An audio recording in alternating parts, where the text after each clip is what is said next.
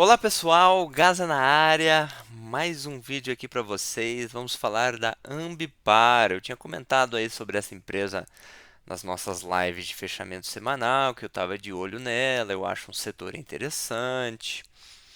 E aí no dia 14 do 8, ela divulgou seu resultado aí de 20 e poucos milhões de lucro líquido. Então eu quero fazer aqui um breve vídeo de apresentação para vocês. Eu acredito que esse vai ficar um pouco mais longo, porque ele reflete aí, eu vou englobar todos os aspectos da companhia, o histórico e possíveis projeções futuras. Vamos lá, vamos conhecer aqui um pouco da Ambipar, quem somos, né? A empresa foi fundada em 95, principalmente nessa questão da gestão ambiental, vamos dizer assim, a coleta de resíduos é, de indústrias, né? Praticamente aí é nesse sentido. Que é a Ambipar é dividida em duas, tá, pessoal? A Ambipar Environment e a Ambipar Response, que eu já vou fazer a diferença aqui para vocês. A Environment é lá desde a fundação de 95, né, soluções ambientais sobre o princípio da economia circular, ao reincorporarmos os resíduos aos processos produtivos. Tecnicamente é reciclagem, tá, pessoal? É dar uma finalidade mais ecológica para os resíduos, e aí nesse meio ele encontrou essa oportunidade de mercado. E a Ambipar Response, né, tendo esse contato com essas empresas, ele chegou à conclusão que as empresas tinham um déficit, né, de crises de atendimento de emergências ambientais, químicas e biológicas. Né? Por exemplo, uma empresa é muito grande, por exemplo, eu conheci uma montadora lá de Anápolis, Goiás, que tinha uma turma ali de atendimento de emergência e tudo mais, né? Demanda um custo alto para as empresas, né? Toda uma estrutura nesse sentido.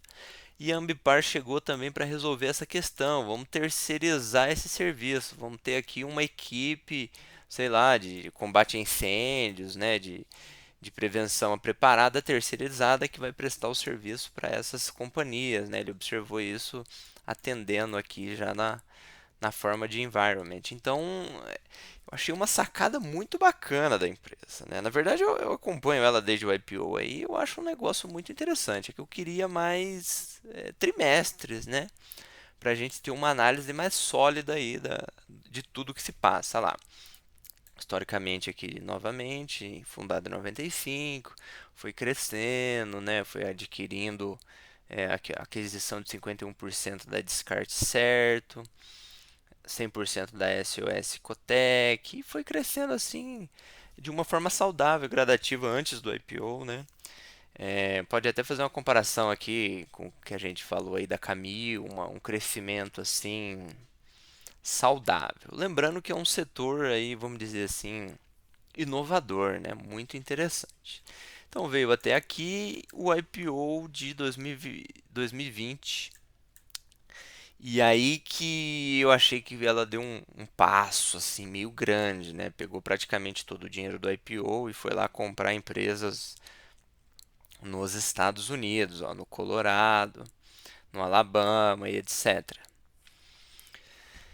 E aí foi justamente aí que eu achei assim, né, um pouco arriscado, né, essa alavancagem que estava sendo criada sem uma demonstração de receita, pelo menos dentro aí das requisições obrigatórias para estar no mercado financeiro.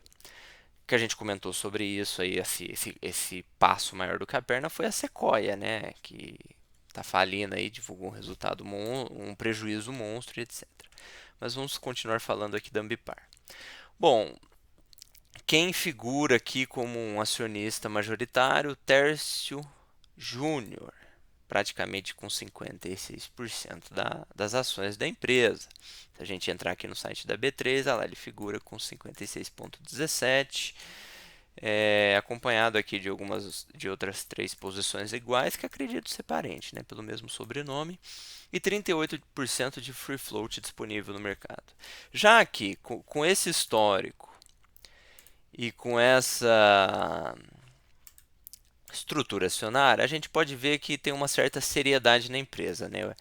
Vamos considerar que ele tendo 56% do negócio, eu acho que é muito relevante para ele que a empresa funcione, dê certo e apresente resultados. Então, eu acho muito interessante as empresas que se apresentam dessa forma aí. Duas que a gente tem de exemplo no canal é a Camil e a Marfrig, que inclusive fiz um vídeo hoje. Bom, próximos passos.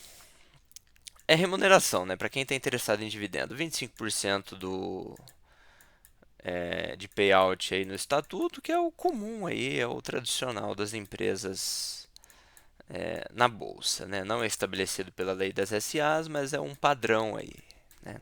De dividendo mínimo obrigatório, 25% do lucro líquido ajustado. E pagou em 21, 22 e 23. Continuando. Vamos aqui para a apresentação de resultados, brevemente, tá, pessoal? Ambipar Group, né, que engloba a Response e a Environment, que eu separei aí para vocês agora há pouco. Receita bruta de 1,3 bi, receita recorde, né, um crescimento, vamos dizer assim, constante e gradativo. Lá, receita bruta até grande aqui, se for ver do segundo para o terceiro trimestre. Lembrando, pessoal, que tem muito crescimento inorgânico, né, que é a aquisição de outras empresas. É aí que até agora, aí, com esses trimestres que tivemos, eu acredito que era o risco aí da operação. Mas aparentemente está caminhando bem, a gestão está sendo bem feita, estão conseguindo aí apresentar um lucro mesmo com as aquisições, está interessante. O único risco aqui nos destaques é a dívida, né? A dívida aí cresceu um pouco, 70%. E o que praticamente todo mundo questionou aí na apresentação de resultados que ele foi respondendo, ele disse que 3 vezes o EBITDA de limite aí é saudável para a empresa. Até aí, tudo bem. Variação de receita orgânica, né, pessoal? Acabei de falar aqui que a receita cresceu de forma inorgânica, que foi aquisições. Aqui fizeram um gráfico de receita orgânica, que seria sem as aquisições, né, já do funcionamento dos negócios pré-existentes. Diminuiu a taxa de crescimento, né, porque isso é natural. Né, a empresa se expande, vai chegando ali num ponto de equilíbrio de crescimento. Receita aumentou, estamos aí perto do recorde. Lucro e margem melhoraram também, etc. Aqui, né, no caso da Response, né, que a gente está falando, e aqui na segunda parte da Environment, que eu acredito aí que tem a capacidade de ter um crescimento exponencial, né? Lembrando que eles fizeram um acordo com a AstraZeneca e um projeto de reflorestamento, né, que é a descarbonização. Eu acho que hoje essa agenda global aí do ESG, essa questão ecológica tá bem em destaque, né? As empresas sofrem aí, caem dentro de uma legislação nova, né? A gente sempre vê aí os acordos climáticos globais sempre exigindo mais é, uma poluição menor das empresas, né? Uma questão mais um desenvolvimento menos danoso aí à saúde do planeta, digamos assim, né? Por fim, a apresentação aqui de um lucro líquido de 23 milhões, tá, pessoal? No segundo trimestre de 23. Vai falar assim: ah, ó, variação de 497%. Beleza, saiu de 4 milhões para 23 milhões. Acho esses números aqui tão lindos, né? Enfim, recorde de EBITDA também. A empresa tá caminhando bem. Aqui, ó, que eu falei para vocês sobre a dívida de tá 2,9 vezes o EBITDA. Ele disse que um limite aí que eles pretendem ficar é no máximo 3, então já está praticamente aí na alavancagem máxima esperada pela empresa. Lembrando que isso daqui vai ser beneficiado com a queda da Selic, tá, pessoal? A dívida dá uma encolhida aí E o que também foi bem danoso aqui para o resultado da empresa, ó, se a gente pegar despesas financeiras, 277 milhões, né? Aí é o que machuca um pouco, mas isso aqui ó, a gente vê em todas as empresas, né? Não dá para caracterizar a dívida como a grande vilã de tudo, porque todas as empresas estão praticamente aí na mesma situação. Vamos aqui para o lucro líquido consolidado. Olha que coisa interessante, pessoal. Praticamente desde o IPO ali, ó, sempre apresenta lucro. Se a gente for ver a queda aqui, principalmente, é de aquisições, né, pessoal? Por isso que apresenta um lucro menor aí, mas sempre com um lucro capaz de demonstrar lucro, né?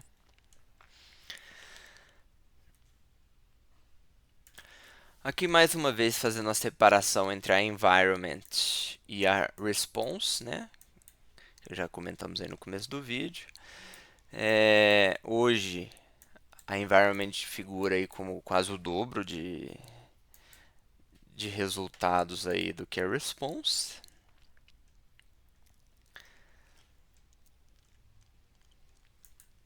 Enfim, basicamente é isso, pessoal. A empresa tem uma capacidade aí de apresentar um resultado, mesmo com o crescimento tanto orgânico quanto inorgânico. Alguns destaques aqui. Premiação, né, de empresas verdes, digamos assim, o ESG e tudo mais. O Ambify é uma criptomoeda que foi feita em acordo com o banco C6. Eles fizeram um acordo com a Bob's, né, de lanches aí para fornecer essas bandejinhas, né, de um material totalmente reciclado. E o que eu acho interessante aí é no response, né, a capacidade de, por exemplo, você atender várias empresas ali que estão geralmente, né, em áreas industriais, né, você consegue, para as empresas é benéfico e para a Ambipar é lucrativo, entendeu? Eu acho isso muito bacana. Uma vez que, né, o governo não consegue atender as demandas necessárias aí do que a Ambipar oferece, e é muito interessante também. Eu vi na apresentação aí eles fazendo uma simulação sobre um vazamento de petróleo, né? O governo não teria nem estrutura, nem capacidade, nem vontade de fazer isso, e a Ambipar foi lá, viu essa falha aí de fornecimento e surgiu e cresceu e está se expandindo. E eu acho que ela ainda tem muito a se expandir, tá? Eu acho que esse caminho de ESG aí, tem um crescimento exponencial gigantesco para os próximos anos. Bom, questão de fundamentos, pessoal. Ela lucrou aí 23 milhões. Vamos pegar 25 milhões. Vamos supor que ela lucre isso de forma recorrente. Deixa eu pegar aqui para a gente fazer uma comparação média. Tá, ó, vamos pegar 25 milhões aí de recorrência. Considerando 4 trimestres, são 100 milhões, praticamente aí R$ 1 de lucro por ação. Dentro da minha característica de preço limite de entrada, R$ 10 eu pagaria nela. Considerando o valor patrimonial, R$ 10 também. A questão assim, pessoal, ela tem essa exclusividade desse setor, né? A gente não tem outra empresa dessa, entendeu? Por mais que ela faça ali algum sistema de logística, algumas outras coisas, ela tem uma certa exclusividade. Lembrando que o acordo que ela fez aí com a AstraZeneca lá é de 30 anos, então não sei se ela chega na faixa aqui de R$ 10, entendeu? Talvez ela vá crescendo, como ela fez a aquisição de várias outras empresas, ela pode ficar aí de cara para muito cara e rumo ao infinito e além, tá? Uma vez que ela já teve essa esticada aqui, se a gente for considerar que foi justamente por esse motivo, empresa de ESG, vamos comprar tudo, né? Lembrando que aqui também teve a impressão de dinheiro ali, aquela alta toda exponencial que foi a máxima ali em setembro de 2021, que foi o topo da bolsa, né? Ela foi arrastada lá para cima junto com a liquidez infinita e da impressão de dinheiro. Mas, ó, seguindo a teoria de fundos arredondados, Eu acredito que o caminho dela é lá para cima. Bom, vamos continuar aqui, falando sobre o número de ações, essa questão um pouco mais de fundamento.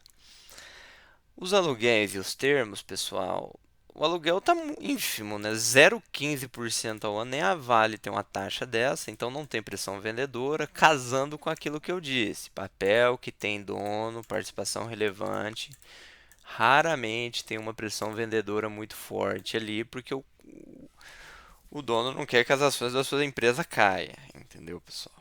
Isso aí é óbvio, né? Notório, é fato. Se pegar a empresa que não tem participação relevante, os fundos faz a festa, entra vendido e amassa todo mundo. Aqui está tranquilo nesse sentido. Eu queria fazer uma relação, pessoal, de resultados, né? A Ambipar teve um aumento de 497%, aquele número lindo que eu acho, né? Mas a realidade são 23 milhões de lucro líquido. Vou fazer uma comparação aqui. Se a gente for pegar aí que ela também tem esse serviço todo, desse monte de caminhão, que tem um custo semelhante ao de logística, por exemplo, a JSL aí deu 41 milhões e a Sequoia, que a gente tinha feito um vídeo também, deu um prejuízo de 120 milhões.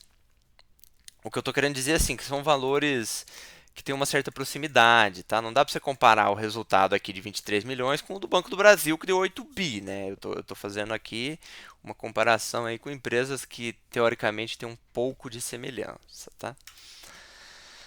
É... Bom, pessoal, na parte de fundamento é isso.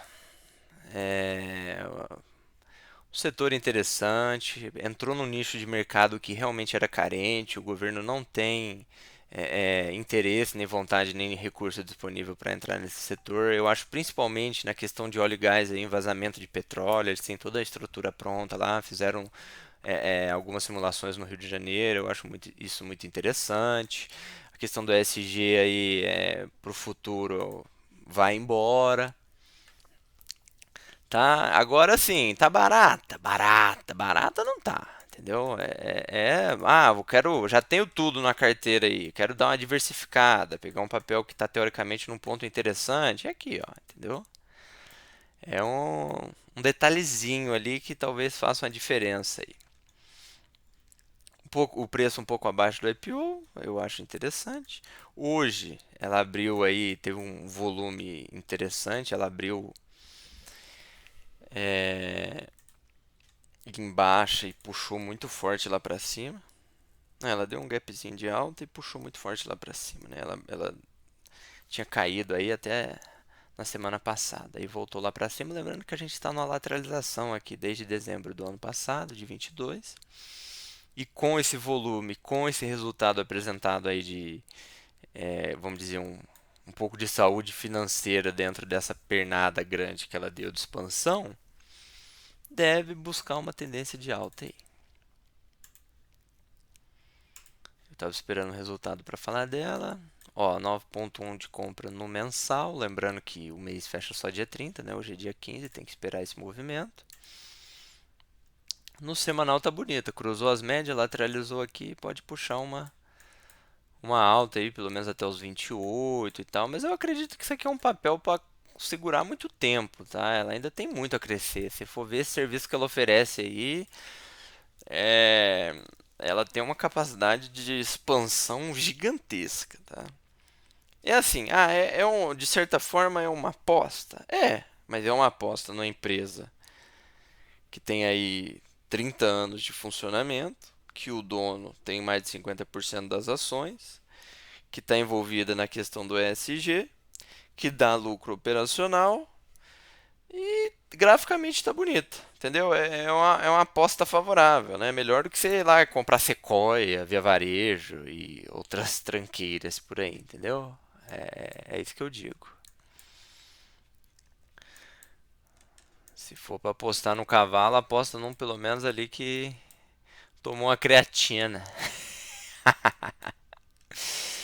Então é isso, pessoal. Eu acredito que eu vou fazer só esse vídeo da empresa aqui. Não sei se eu vou estender para ele nos próximos trimestres. Mas eu achei bem interessante aí. Muito bacana. Não esquece de se inscrever no canal, deixa um comentário aí do que você acha.